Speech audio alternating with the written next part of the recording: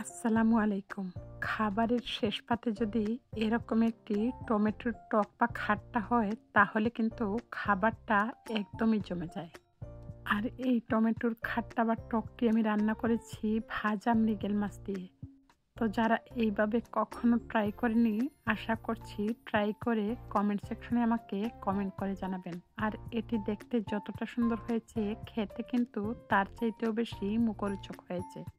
তো বরাবরের মতো রিকোয়েস্ট থাকবে, অবশ্যই রেসিপিতে লাইক দিয়ে দেখা শুরু করবেন। তাহলে চলুন কথা না বাড়িয়ে শুরু করা যাক। তো টকটা রান্না করার জন্য এখানে আমি 1 কেজি বড় সাইজের টমেটো 4 টুকরো করে কেটে নিয়েছি। তো আপনারা টমেটোর সাইজ অনুযায়ী কেটে নেবেন। এছাড়া এখানে মাথা সহ বেশ কিছু মৃগেল মাছ আমি ভেজে নিয়েছি।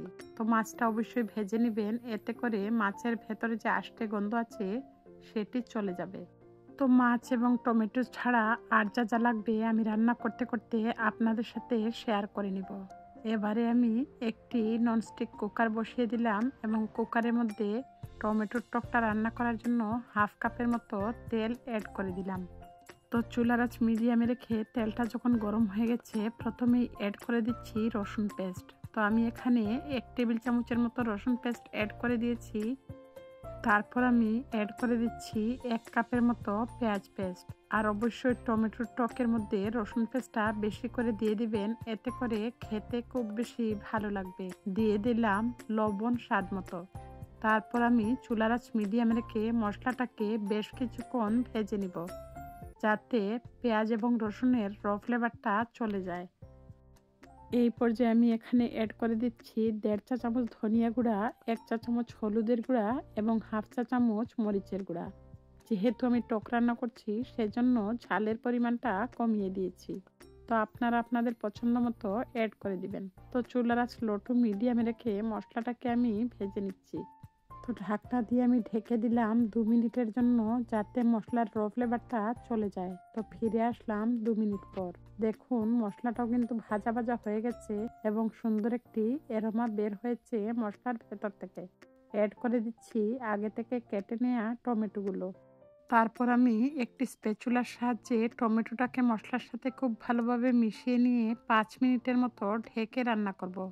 যেহেতু এটি পাকা টমেটো, সেজন্য সেদ্ধ হতে খুব একটা সময় লাগবে না। তো ফিরে আসলাম 5 মিনিট পর।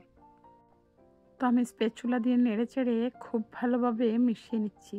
আর যেহেতু এগুলো খুব পাকা টমেটো, সেজন্য এটি সেদ্ধ হতে খুব একটা সময় লাগবে না। এই পর্যায়ে আমি অ্যাড করে দিচ্ছি মেজারমেন্ট কাপের প্রায় 3 কাপের মতো পানি। তো আমি ঝোলের জন্য পানিটাকে অ্যাড করে দিয়ে আবারও স্প্যাচুলা দিয়ে খুব ভালোভাবে মিশিয়ে নিলাম। যেহেতু মাছটা ভেজে নিয়েছি সেজন্য ঝোলটা আগে অ্যাড করে দিয়েছি। তারপর আমি ভেজে রাখা মাছগুলো অ্যাড করে দিলাম এবং খুবই আলতো হাতে মিশিয়ে নিলাম, যাতে মাছগুলো ভেঙে না যায় এবং টমেটোটা একদম গলা গলা না হয়ে যায়। তো আমি ঢেকে রান্না করব 5 মিনিটের মতো মিডিয়াম হিটে। এতে করে কিন্তু আমার রান্নাটা পুরোপুরি কমপ্লিট হয়ে যাবে। তো মিডিয়াম হিটে 5 মিনিটের মতো রান্না করে নিয়েছি। ফাইনালি আমার টকটা কিন্তু অলমোস্ট তৈরি হয়ে গেছে। তো টকটা যেহেতু হয়ে গেছে, এবারে এই টকের স্বাদ বৃদ্ধির জন্য ফাইনাল টাচ হিসেবে ব্যবহার করছি বেশ কিছু ধনেপাতা কুচি। আর অবশ্যই ধনেপাতাটা অ্যাড করে দিবেন। তো আমি স্প্যাচুলা দিয়ে আলতো হাতে নেড়েচেড়ে মিশিয়ে নিচ্ছি, যাতে মাছ এবং টমেটোগুলো ভেঙে না যায়। তো এই পর্যায়ে আমি 1 মিনিটের মতো চুলার আঁচ লো টু মিডিয়ামে রেখে জাল করে নিব। তারপর আমি নামিয়ে পরিবেশন করে নিব। তো দেখুন 1 মিনিট পর ফিরে আসলাম। ফাইনালি আমার টকটা কিন্তু রান্না হয়ে গেছে।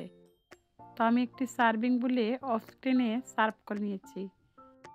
তো খাবারের শেষ পাতে যদি এরকমই একটি টমেটোর টক হয় তাহলে কিন্তু খাবারটা একদমই জমে যাবে।